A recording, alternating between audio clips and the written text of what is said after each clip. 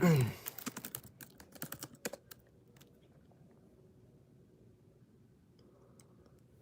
shalom, shalom. Yahweh Shem Yahushai Barakatham. All right, I want to start off by giving all praises, honor, and glory to Yahweh, Bahashem, Yahushai, Bahashem, Rechak Kudash, double honors to the elders and the apostles of Great Millstone, and peace and blessings to the elect. All right, in today's lesson, I wanted to go into dealing with, Khan, the water, bro, dealing with the reality of being a martyr. Okay, and that's why I titled it, what if I have to die? All right, which, it's a reality, all right, that some of us will have to face, and we touch on it, we touch on the topic of, having to go through that, but Lord willing, I wanted to do a video exhorting, all right, the believers, okay, that in the case, since we don't know, we don't know who's going to be a martyr, we don't know how Yahweh Shem Yahushai has set your path to be, and you could be a child, you could be a woman, you could be a man, it doesn't matter. The Most High could set it to where you end up being a martyr. And so, Lord's willing, I could get some precepts to, to exhort you, all right, to exhort us, that when we're faced with a situation like that, all right, to face it courageously, all right, and to go through it boldly, all right, but it's really all about the perspective, all right, and the mindset you carry going into it, all right. So let me just load up this precept real quick, because the scriptures do say, all right, the scriptures do say that they are going to be martyrs. Okay, you are going to have particulars or individuals who will be put to death, all right, for the sake of the Lord, for the word of the Lord. It's happened before in the past, all right.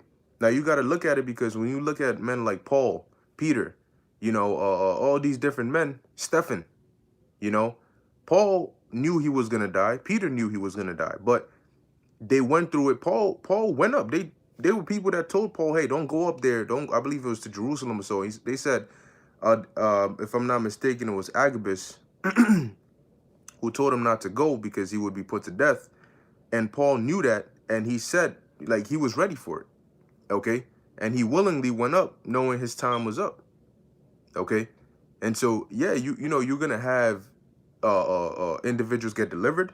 You're gonna have individuals go through certain things, but still get delivered from death, at the end of it. But you are gonna have some individuals that are gonna have to die, all right, for the testimony of Yahushai. Okay, as the Lord told his disciples, there be some of you standing here that shall not taste of death. Some of you, okay, till they see the Son of Man coming. All right, but there's gonna be some others, and we don't know how the Most High is gonna decide that. We don't know how he's gonna set it up, who he has it written for them to go through that, but we know that somebody's gonna have to go through it. So now I'm gonna start off here with the book of Revelation, chapter 6, verse 9.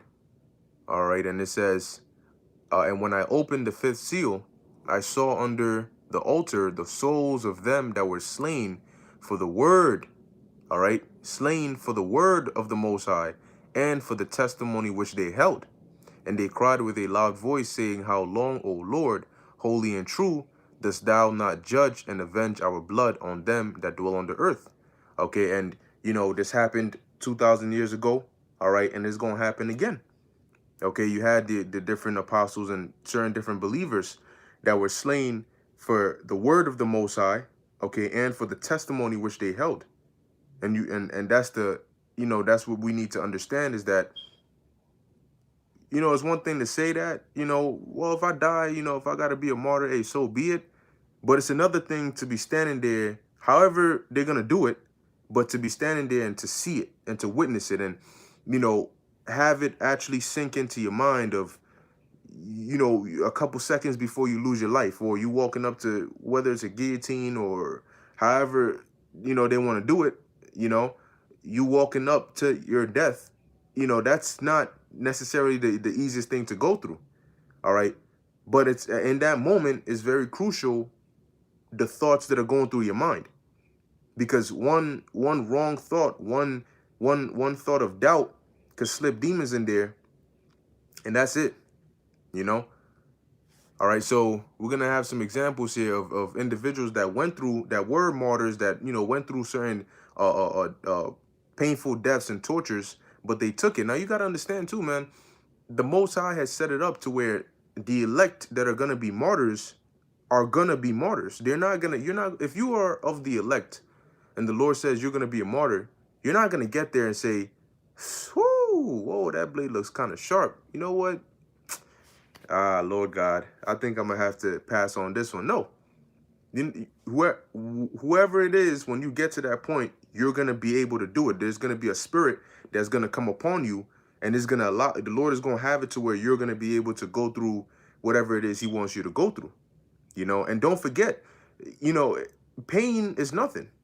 Pain is nothing. The Most High can numb you to where you don't feel any pain at all.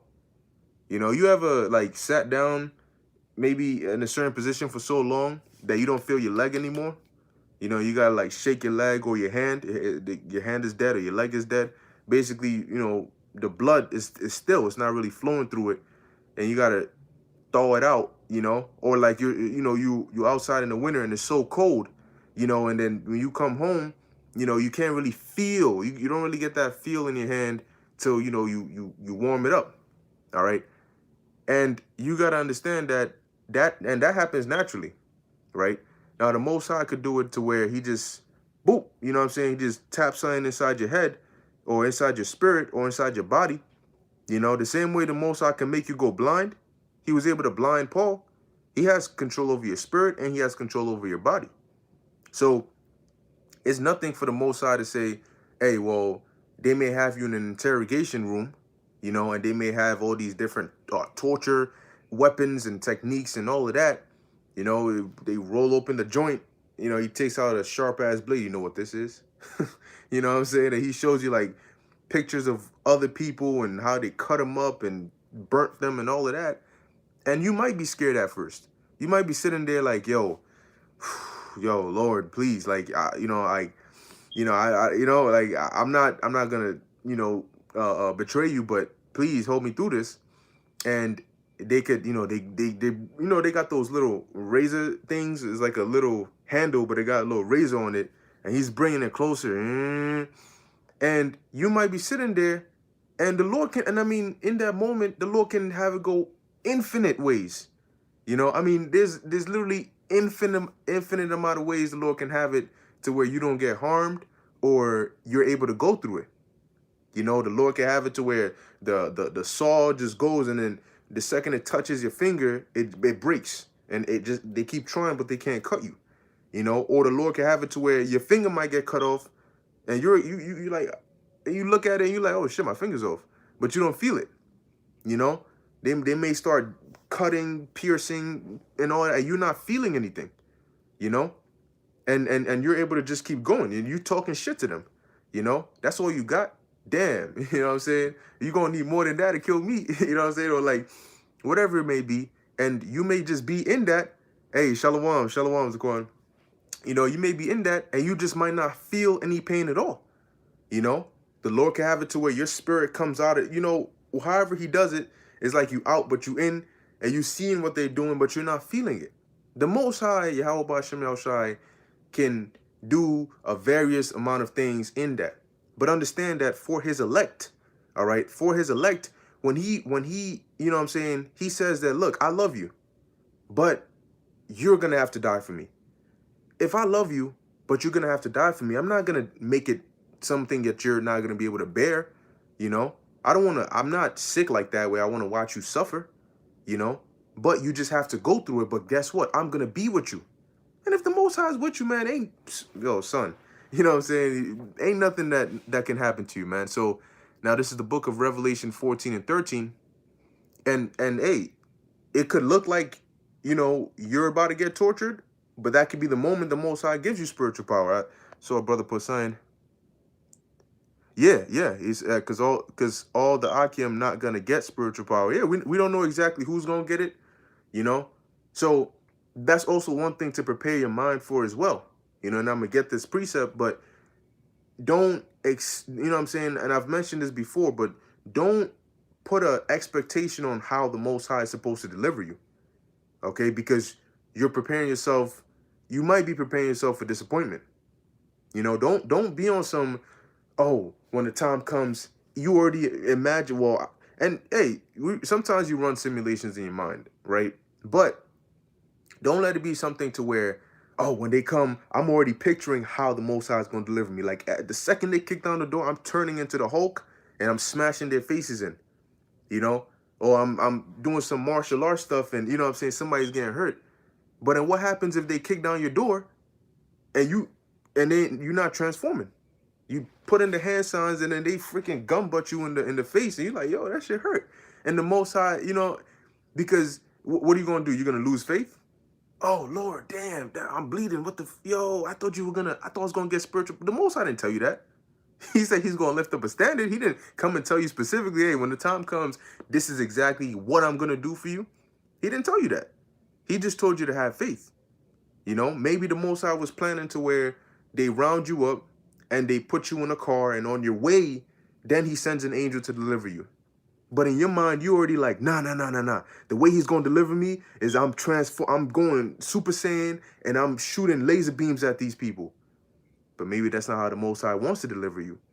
So you out here on some, and then they beat your ass and then they put you in the car and then you get delivered. But you didn't have to go through the ass beating, you know? So we got to really just go with the flow with how Yahweh Hashem Yahushua is going to set it up for us. But this is the book of Revelation, chapter 14, verse 13. It says, and I heard a voice from heaven saying unto me, write, blessed are the dead which die in the Lord from henceforth.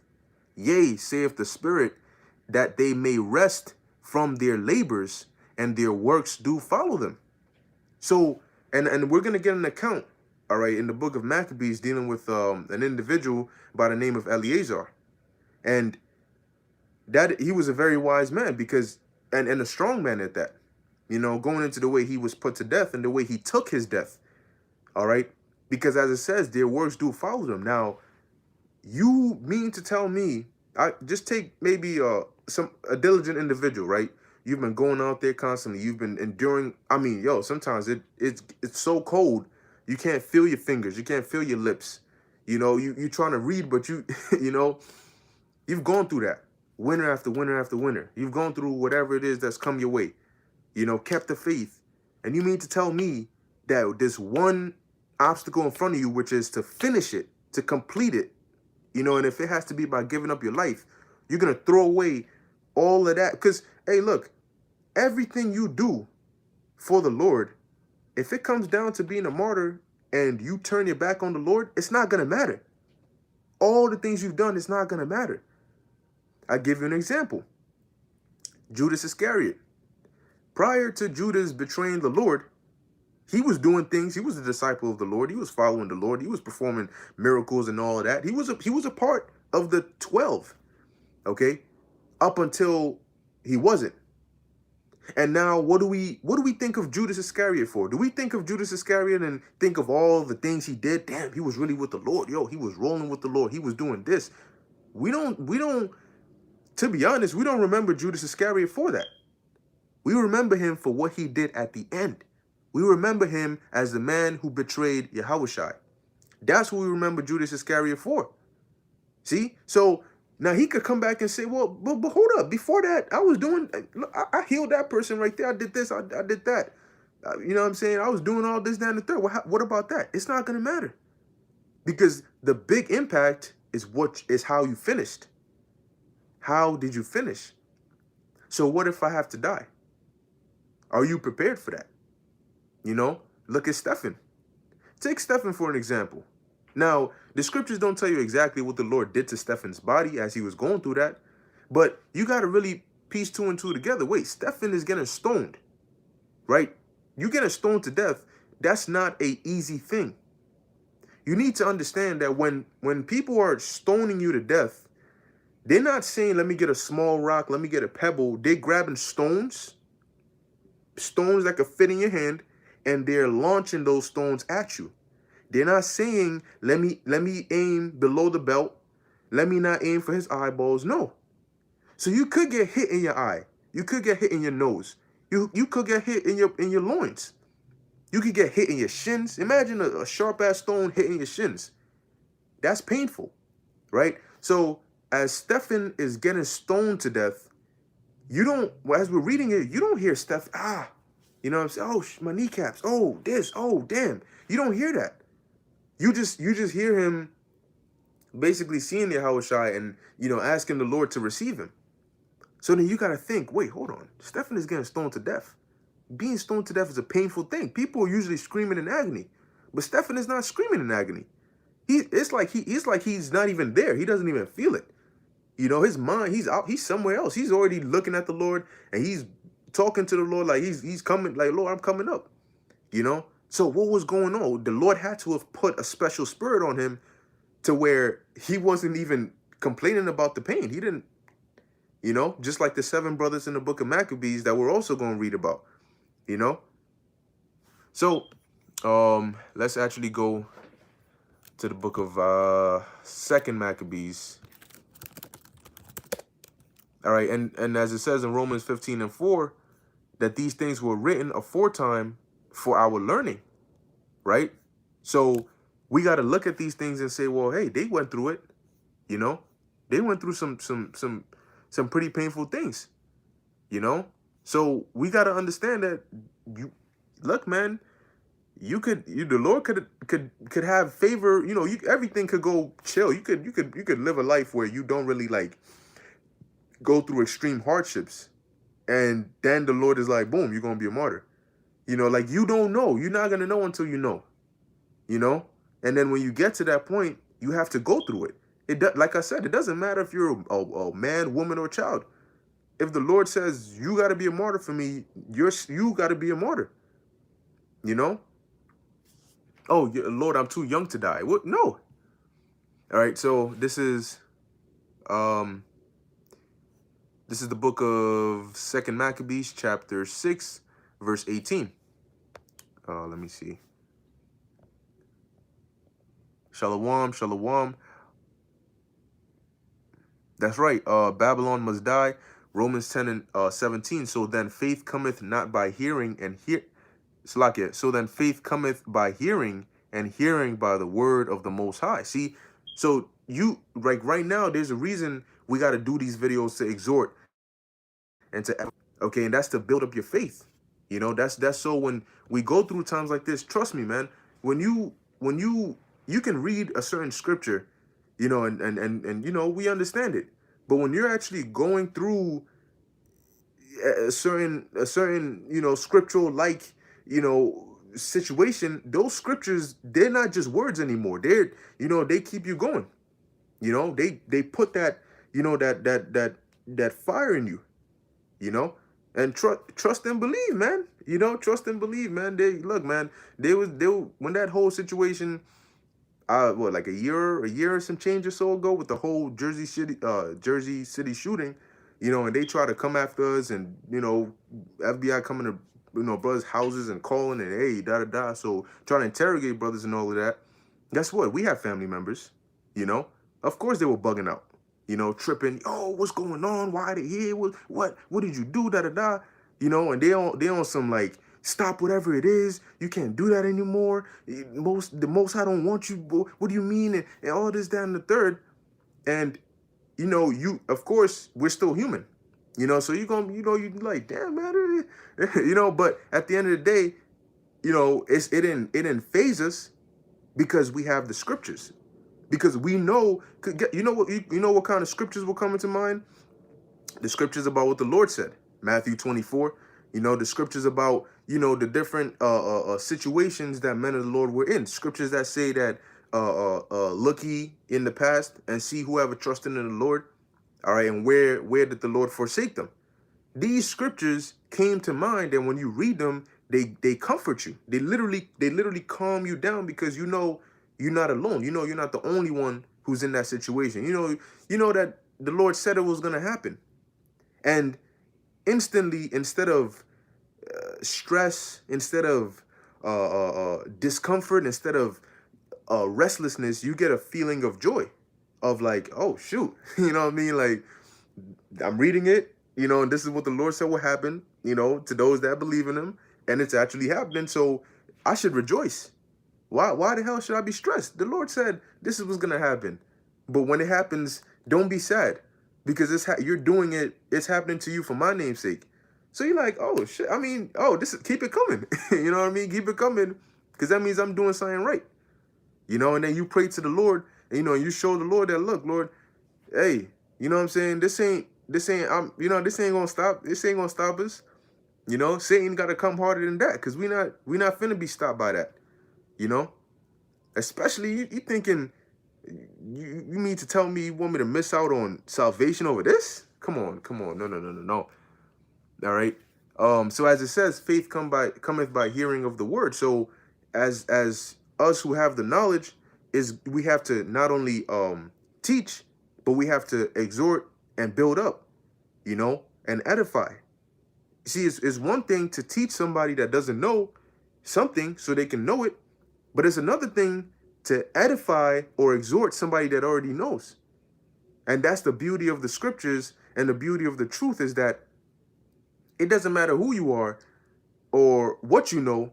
You can hear a video or listen to, a visual epistle, and, regardless, even if it's the same scriptures that you know of, it's just the spirit that the Lord puts through that video. It'll either boost your spirit up, or it'll just light that. It'll light something in you, but it's funny because it's the same scriptures. You could read these scriptures, but it's the same scriptures, but it's just, and that's why, when you teach, you gotta be in it. You gotta speak with belief. Matter of fact, that's the title. That's the title for another video. You gotta speak with belief. Speak like you believe what you're saying. Because when you teach and you speak with passion and you speak like you believe what you're saying, you know what? That catches fire. And whoever's listening can feel what you're feeling through the words, because it's the same spirit. And as they're watching, they could feel, hey, I'm saying it because it's happened to me. I'll be watching a video and, brothers, elders, they going in and they mentioning this, and I'm like, I feel that, man. You know what I'm saying? I feel the energy, because you can tell that they believe what they're saying, and in turn, it strengthens your belief. You listen, you like, Khan, you know what I'm saying? You like, Khan, and it's just like, it just hit your spirit, the right way. All right. So now let's get into it. This is the book of 2 Maccabees chapter 6, verse 18. So it says, Eleazar, one of the principal scribes, an aged man, and of a favored countenance, was constrained to open his mouth and to eat swine's flesh. Now, I'm gonna see, because depending on how the spirit goes, I might just cover the story of Eleazar. If the spirit permits, I might cover the other story with the 7 brothers. But if I don't cover that today, then Lord's willing, tomorrow, I'll go into that. But let's deal with this one for now. So as it says here, Eleazar, which was one of the principal scribes, see, when we hear of scribes and Pharisees, where we most of the time you may think of wicked scribes and Pharisees, but not all scribes or all Pharisees were wicked. You had wicked ones, but to be a scribe is not wicked. All right. So during the time of the Greeks, during the time of the Greek rulership, all right, over us, namely the Seleucid Empire, I believe at this time it was Antiochus Epiphanes, who was still the king over us, putting hell on us, right? So during this time, you had an old man by the name of Eleazar. Okay, it says he was an aged man and of a well-favored countenance. And it says he was constrained to open his mouth and to eat swine's flesh. Right now, when you look up the word constrained, it says appearing forced or overly controlled. All right, so it says here, strained, unnatural, awkward, embarrassed, restrained. So basically it was against his will, and they wanted him to eat pork, okay, to eat swine. And it says, but he, choosing rather to die gloriously than to live stained with such an abomination, spit it forth. So that means that they actually put it in his mouth against his will, So now you can imagine that. You know, they're like, yo, you got to eat this pork. And they, you know, and they put it in his mouth. And he's like, nah. You know what I'm saying? So he spat it out. It says, and came forth of his own accord to the torment. So it's like you either eat the pork, you know, and show your allegiance to Antiochus, or you're getting tortured or you're getting put to death. And he spit it out, and it says he went of his own accord to the torment. Whatever it is, hey, do it to me. You know? It says, as it behooved them to come that are resolute to stand out against such things, as are not lawful for love of life to be tasted. Okay, so it's basically saying that he went to the place of torture by himself, okay, willingly, okay, as it behooved them to come that are resolute to stand against such things. So anybody that's of that mindset, you know, this would be something that you would do. Okay, so verse 21 says, but they that had the charge of that wicked feast, for the old acquaintance they had with the man, taking him aside, besought him to bring flesh of his own provision, such as was lawful for him to use, and make as if he did eat the flesh taken from the sacrifice commanded to the king. So those that were put in charge of that feast, now they could have been wicked Israelites that sold out, you know, or they could have been Syrians, you know, heathens, Edomite Syrians that were put in charge. You know, basically they knew him, they were acquainted with him before, so they said, look, instead of eating pork, how about this? Now check this out. We're gonna make you a sweet deal, right? Bring whatever it is you do eat, whatever you can eat, and just say that just act like you're eating pork, and we'll let you slide. All right. It says, verse 22. It says, and in so doing, he might be delivered from death. See, we don't want to kill you, bro. Look, man, just act like you eating pork, and then you good. It says, and as for the old friendship with them, find favor. Okay. Verse 23, but he began to consider discreetly, and as became his age, and the excellency of his ancient years, and the honor of his gray head, whereon was come, and his most honest education from a child, or rather the holy law made and given by the Most High. Therefore he answered accordingly, and willed them straightways to send him to the grave. So Eleazar, man, he wasn't just a regular old man. All right. Now, verse 23, that's the key part right there. That was that moment of decision, right? The moment of decision. Where he's like, all right, they're telling me to do this, you know, but then he started to think. It says he considered discreetly, right, as became his age and the excellency of his ancient years. Remember, he was basically a favorite, meaning he lived his life lawfully. You know, he was raised in the right ways. He did what he had to do. So the excellency of his ancient years, okay, up until that point, the things that he had done, it says, in the honor of his gray head. You know, so in that old age, he was honored, and he's remembering all these things, you know, whereon was come, and his most honest education from a child. Now, as an Israelite, when you're a child, you would have almost like a school, right? You know, it's not like today, but anyway, it would be a place where they would teach the children. You would have certain individuals who specifically would teach the children from scrolls. All right, this is the name of the Most High. This is this. This is that. As well as their parents, you know. But they would teach them, you know. And also, especially if you were maybe like a priest, or you were going to be raised up to be a scribe, or, you know, a chief priest or whatever, you would be raised a certain way. You will be taught. You will be educated as a child in the ways of the Lord, in understanding the law. What does this mean? How do you judge somebody according to this? You know, knowing the history, all these things were required.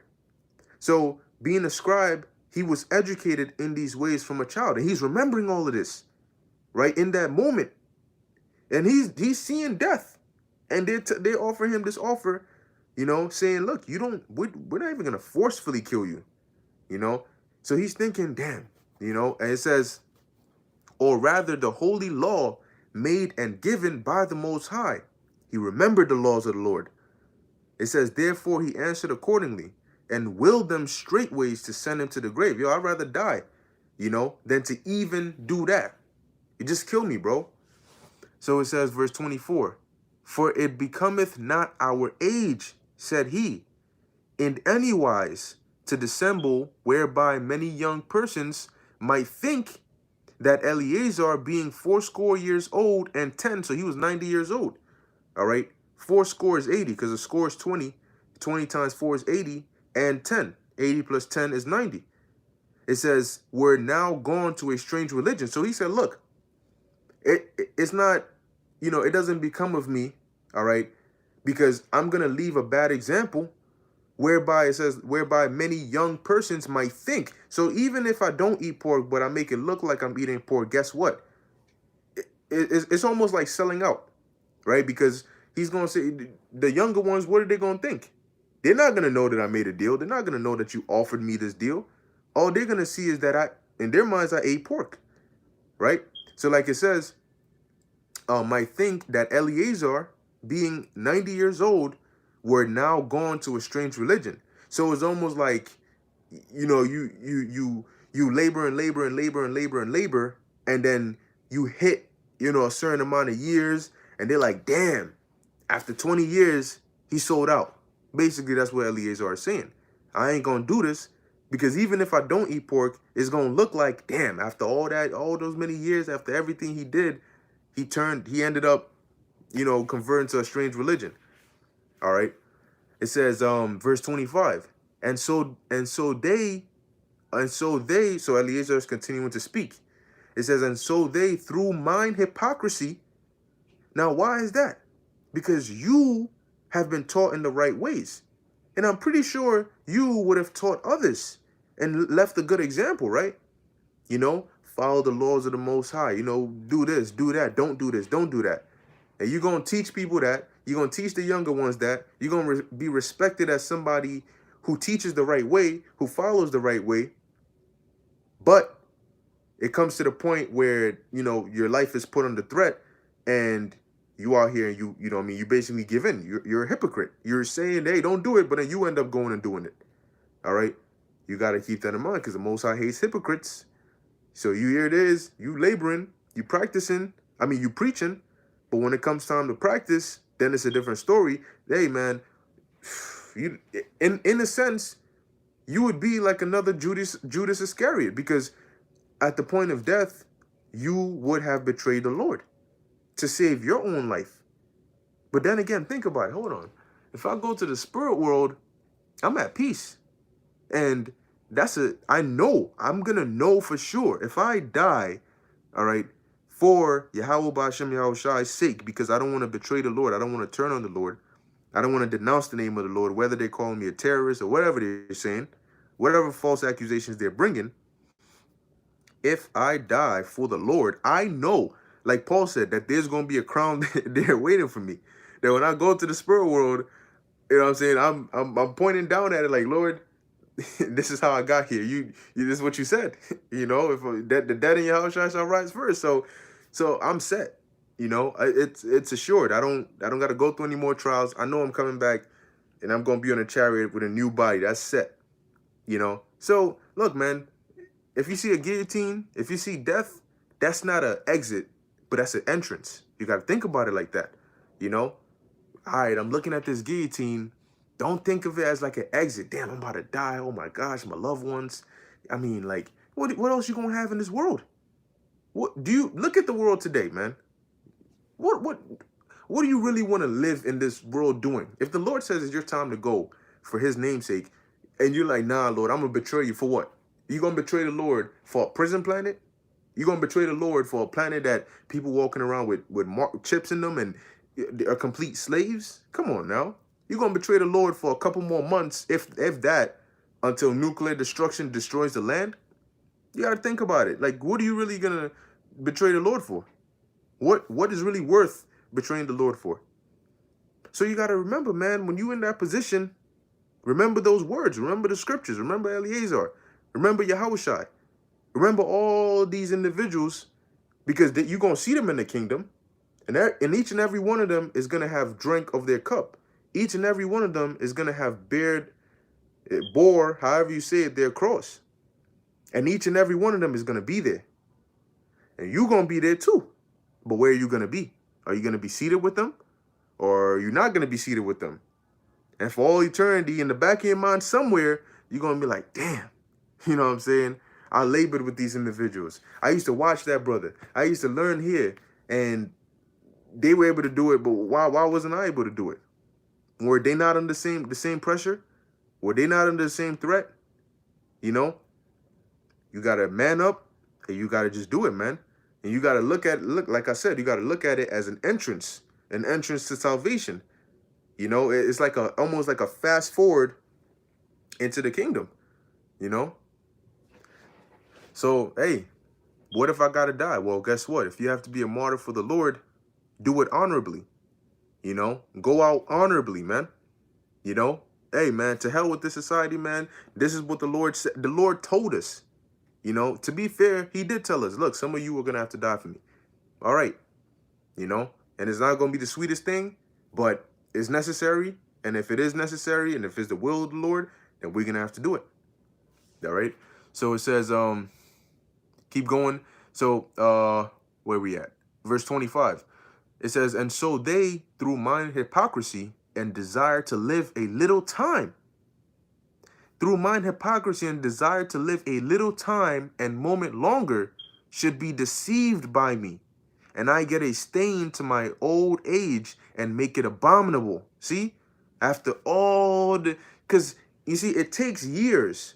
It takes years. It takes time. It takes diligence to build a reputation based on how you live your life. But it only takes one moment to destroy it all. You see what I mean? I'll give you an example. If you're building a house, even a mansion, that takes a while. You think about all the work that goes through in building a house, laying the floor plans, and then setting up this and then setting up that, and the expensive couches and the expensive TV and the sink and the electricity, all of these things in the house, all these years, all this time, all this money you spend building this house, and in a matter of hours or minutes, if a fire breaks into your house, it can destroy all of that. And it's just like that. So you see how easy it is to destroy all of that? But it takes so long to build. So Eliezer is saying, look, man, you need to tell, man, I spent 90 years going through, you know what I'm saying, doing the right thing. And in this one instant, you want me to erase 90 years of hard work, 90 years of diligence, 90 years of faithfulness in a matter of minutes out of fear? No, you got to think about it. You're going to really erase all those hardships, all the things you've gone through, you know, all the things the Lord has done for you, all the things that have led up to this position for you to be put in this position just in this one instance. So, as Eliezer said, verse 26, for now, the present time, I should be delivered from the punishment of men. Meaning, if he eats that pork, he could escape that punishment that they would give him. Yet should I not escape the hand of the Almighty, neither alive nor dead. You hear that?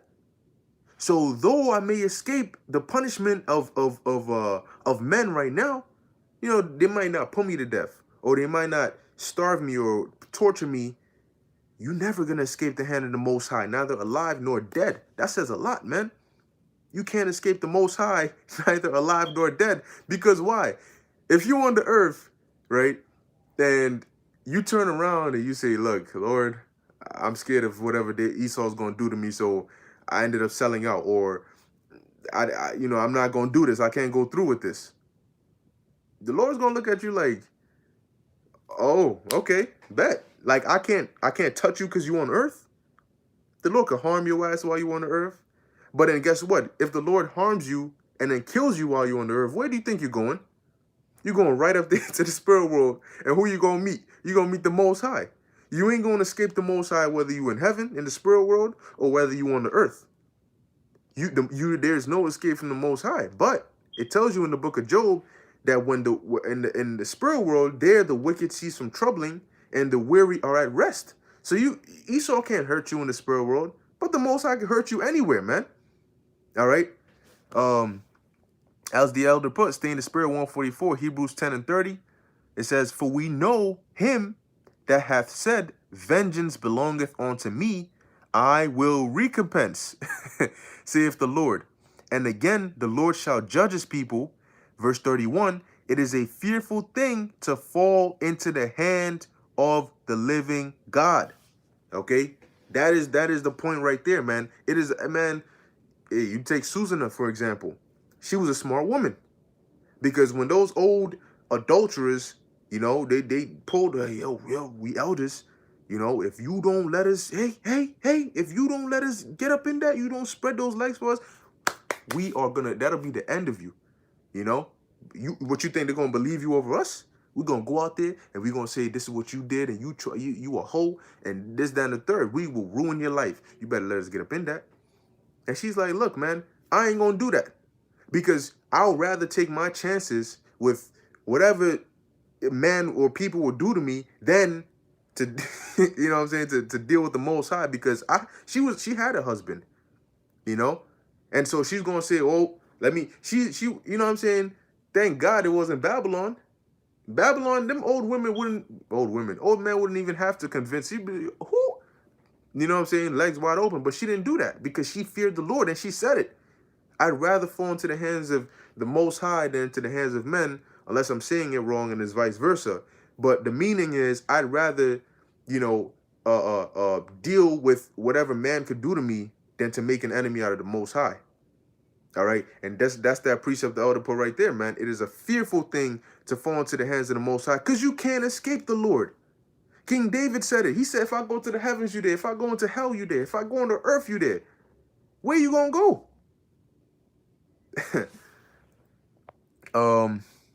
Stay in the spirit, 144, Psalms 38 and 1.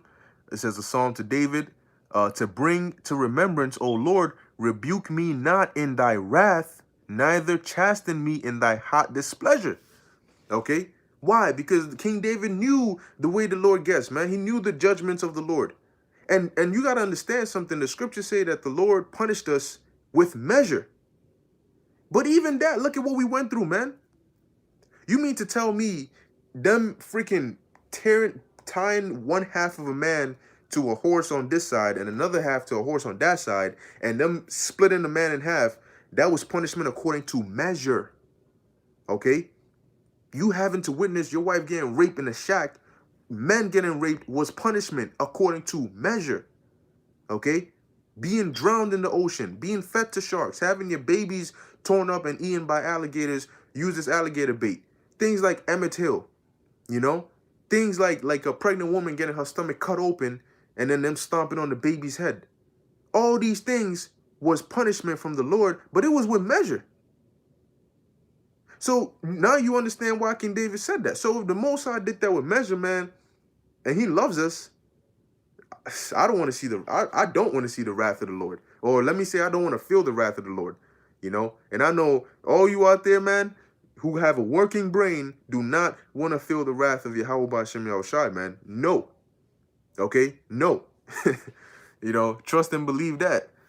You know, that's a scary, scary thing, man. All right? The Most High, the scriptures say, man, that the Most High charges his angels with folly. Now, what folly have you ever seen an angel do? And he could still charge an angel with folly. How do the angels tremble in the Lord's presence? And when you read of the accounts of how men reacted when they saw angels, they were shook. They were shook. They went straight down, shook. When they saw an angel. And these same angels tremble in the presence of the Most High. Do you understand what that means? And you think that's somebody you want to make an enemy out of? Yo, man, you want to cut off my fingers, bro? Cut off my fingers. You want to rip out my kneecap? Whatever you got to do. But I'd rather the Lord, I do it for the Lord than to make an, man, you don't understand. You know, because in the bigger picture, the Most High is really doing it all. On the bigger picture is really a test, you know?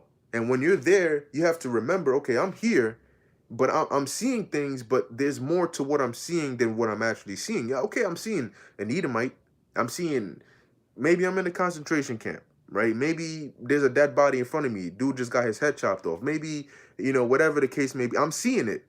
But in actuality, it's not even the Edomite doing it. You know, it's not this individual doing it. It's not that individual doing it. It's not even the guillotine. It's Yahweh Ba'Shem Yahushai controlling everything. All right, controlling everything, and he's looking. All right, and he's like, "What are you gonna do?" Now you feel like the Edomite, he's talking shit. Yo, get your ass over here. I'm about to cut that head off. But in reality, the Most High is putting the spirit on everybody in that moment to do it. And Yahweh is watching. Yahweh's watching. The angels are watching. Those that died already are watching. Everybody's watching. What are you gonna do? It's a test. It's a test. Are you gonna pass or are you gonna fail? And when you think of it like that, then it doesn't become so much, oh, I'm about to die, oh my gosh. But it becomes, okay, it's a test, you know, and the Lord is testing me now. And I've said so many things, you know, man, I don't remember how many times I've meditated on how I want to be a part of the elect and I want to make it and I want to get delivered. Well, here's the test. How bad do you want it? So what if I got to die? If you got to die, these are the things you have to remember, man. Okay. Yep. Revelation 4:20, stay in the spirit 144. The 4:20 elders fall down before him that sat on the throne and worship him that liveth forever and ever, and cast their crowns before the throne, saying, Thou art worthy, O Lord, to receive glory and honor and power. For thou hast created all things, and for thy pleasure they are and were created. I mean, just think about that, man. For thy pleasure. Everything you see in existence now is made for the Lord's pleasure. He wanted to be pleased. He wanted it's to please him. You know? So, and I did a video a while back dealing with that scripture where if you were created for the Lord's pleasure, but you're not pleasing the Lord, then what's your purpose? If you buy a gun, but the gun doesn't shoot, what do you do? What do you do with a gun that doesn't shoot? You know? What do you do with a car that doesn't drive? What do you do with a broken computer? What do you do with anything that's broken? All right? If it doesn't work and it can't be fixed, you throw it out and you get a new one. So guess what? We've been created to do a certain job. So what does the Lord do with a defect? What does the Lord do with an individual that's not going to please him? An individual that's not going to do what it is that the Lord created you to do. You're not going to serve your purpose. What's the Lord going to do with you? As it says in the book of 2nd Ezra, the multitude perished, which was born in vain. What's your purpose? Are you pleasing the Lord? No? Then that's it. You know what's going to happen? Because the Most High is going to get his pleasure one way or another. Either you please the Lord or you displease the Lord. And then he's going to be pleased by destroying you. Okay? So, let's keep going. 2nd Maccabees, chapter 6, continuing at verse 27. So Eliezer is saying, look, no matter what I do, all right, I can't escape the Lord. And trust and believe. I know better than to make an enemy out of the Lord, man. Because, look, man, let me tell you something. You could be in Eliezer's, let's say you were in Eliezer's shoes or his stead, and you had to make this decision. And you thought all of this, but you said, you know what? Nah, yo, give me some lamb, bro. I'm going to say this is pork and I'm going to eat it. You do realize that the Most High could get so angered by that, right? That he could have it to where you eat the lamb and you choke. And he ain't even going to have you die right away. You choke, and it's like a long choke, and you painful choking, and then you finally die. And then you go to the spirit world, and then the Most High sends you back on the earth again, but this time he sends you with cerebral palsy or some mental defect, you know? And you just miserable your whole life. And then you die. And then you go back to the spirit world. And then the Most High sends you back on the earth again when it's time to go. But this time, you're born poor, you're born crippled, and you can't even speak. And you suffer your whole life that way. And then you go back to the spirit world. And then the Most High sends you back again in the next generation that you got to come back. And this time, he sends you, and then maybe you're born fine. But then at a young age, you get into an accident and you get burned. All right? You get burned to the point where you become paralyzed with just painful burns, and you're in agonizing pain and you're stuck in a hospital bed and you can't even speak. And then eventually you die. Maybe some wicked individual comes in there and puts a pillow on your face and then chokes you out, but you can't even move. And then the Most High sends you to the spirit world, and they send you back on the earth again, but this time you born brain dead. And your spirit is just in your body for God knows how long. And you just in there. And I don't even know what that feels like, but I don't want to know what that feels like. But you're just there, a vegetable, for your whole life. Do you see the hell that the Most High could put on you? Now, those individuals that put Eliezer to death, you think they could do that to him? No. They put him to death, that's it. He's going to come to the Lord. They ain't going to be able to do that to him. The Most High could do that. You can't escape the Lord. He could keep sending, like, that's the fear of the Lord, man. You know, and you just in a cycle of just hell constantly. Do you see, and what I just gave are just little minor examples, man. The Most High is the king of terrors, you know, so that's that you got to think about all these things, man. All right. That's right. This is the brother I am Hezekiah. Nahum 1 and 3. It says, yeah, that's Nahum 1 and 3. It says, the Lord is slow to anger and great in power, and will not at all quit the wicked. The Lord hath his way in the whirlwind and in the storm and in the clouds, and the clouds are the dust of his feet. Yeah. So you got the actual wicked being Esau, and you got wicked individuals. And it says he would not at all quit the wicked. You never escape the hands of Yahweh Ba'ashem Yahushai. Never. Never. All right? That's the fear of the Lord, man. Think about that. Always think about that. When you get tempted to do some wickedness, know that you're never going to escape the Lord. Know that you're going to get judged for that. Know that the Lord is going to pay you back for that. Okay? And if you, hey man, if you got to die for the Lord, you got to do it out of fear of what the Lord will do to you, but also out of that drive, man. You know, out of that desire, you know, for everything that comes with it. All right, so continuing, verse 27, it says, wherefore now, manfully changing this life, I will shew myself and one as mine age requireth, and leave a notable example to such as be young to die willingly and courageously for the honorable and holy laws. Okay? And think about this. This was pork. And it shows you, man, it's so sad because you had this man go through all of this and be put to death because he didn't want to eat pork. But then you turn around and you got Jake willingly, and you tell them not to do it, and they'll curse you out, and they'll willingly go and eat pork. And here it is, you had an individual risk his whole life, whatever he had to go through, because he wouldn't eat pork. Man. But it shows you the difference. So it says, verse 28, and leave a notable example to such as be young to die willingly and courageously for the honorable and holy laws. And when he had said these words, immediately he went to the torment. They that led him, changing the good will they bear him a little before into hatred.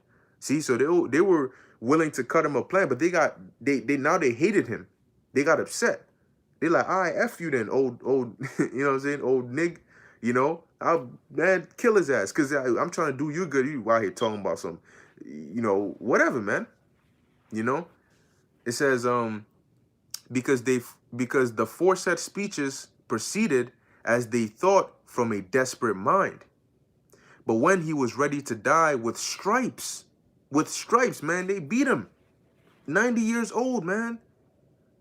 It says he groaned and said, it is manifest unto the Lord that hath the holy knowledge, that whereas I might have been delivered from death, I now endure sore pains in body by being beaten, but in soul am well content to suffer these things because I fear him.